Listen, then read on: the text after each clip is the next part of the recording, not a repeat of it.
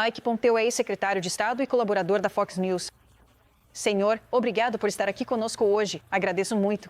Você é a pessoa perfeita para falar sobre diplomacia e inteligência, dois grandes temas com os quais estamos lidando e provavelmente continuaremos lidando nas próximas semanas, meses e anos.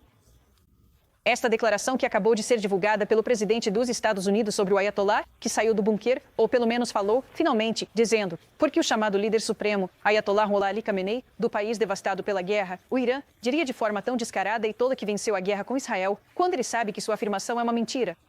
Não é verdade. Como um homem de grande fé, ele não deveria mentir. Você sabe, isso continua e fala sobre como o Irã precisa voltar a fazer parte do fluxo da ordem mundial. As possíveis negociações podem começar a qualquer momento agora, mas o Irã está em uma posição bastante difícil.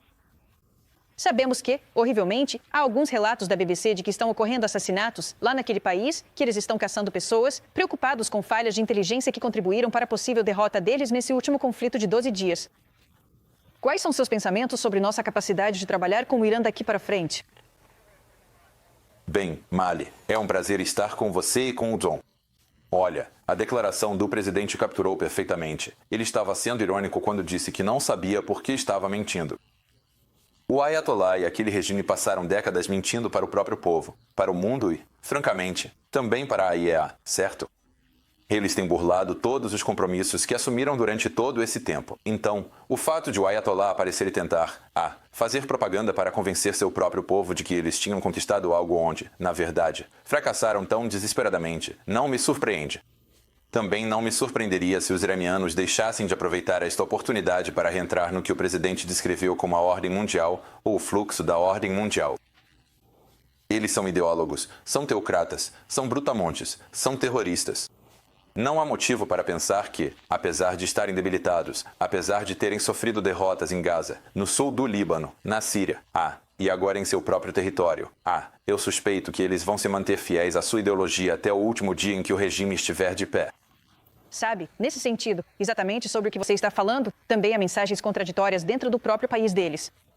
O Ayatollah diz que os ataques não tiveram nenhum efeito significativo quando fala sobre as instalações nucleares, enquanto o ministro das Relações Exteriores, que é quem mais fala no cenário mundial, diz que houve danos sérios causados. Então, mesmo ali, há uma falta de capacidade de transmitir uma mensagem clara. Então, como você negocia com um regime como esse para avançar, para trazê-los ao mundo? Algumas coisas. Primeiro, você tem que saber onde está o poder.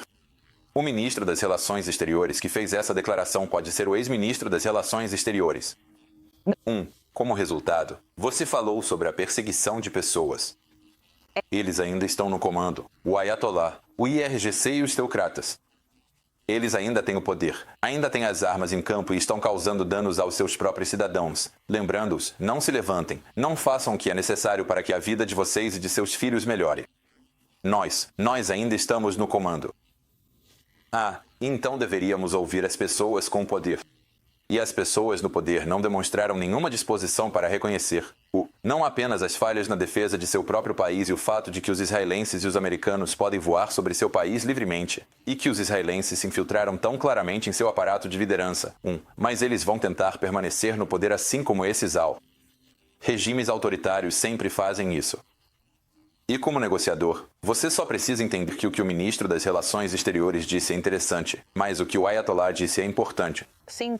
Eu quero uma pergunta rápida sobre inteligência.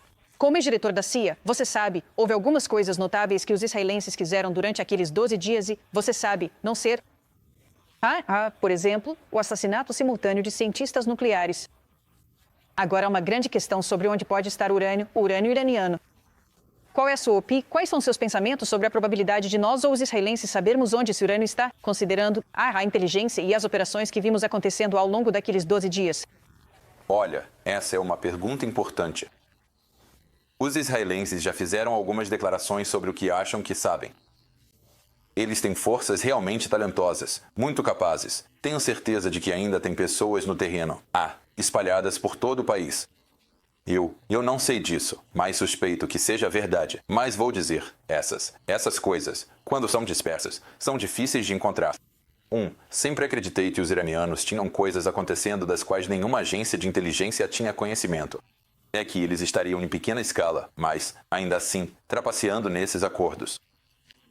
Suspeito que eles tenham escondido algumas dessas coisas, não apenas nos últimos dias, mas ao longo do último ano, para que pudessem manter alguns resquícios de sua capacidade. Mas não devemos confundir o que eles possam ter deixado com o enorme dano que foi causado ao programa deles e o enorme dano que foi causado ao regime nos últimos dias, semanas e meses. Devemos nos orgulhar muito do que o nosso exército fez. Eles realizaram muita coisa. Mas também devemos ter em mente que o regime iraniano ainda mantém o poder hoje e ainda tem capacidade de causar algum dano ao Ocidente. Algo que definitivamente estamos observando. Secretário Mike Pompeo, muito obrigado por se juntar a nós. Ótima análise. Obrigado. Nós agradecemos muito. Tenha um ótimo dia.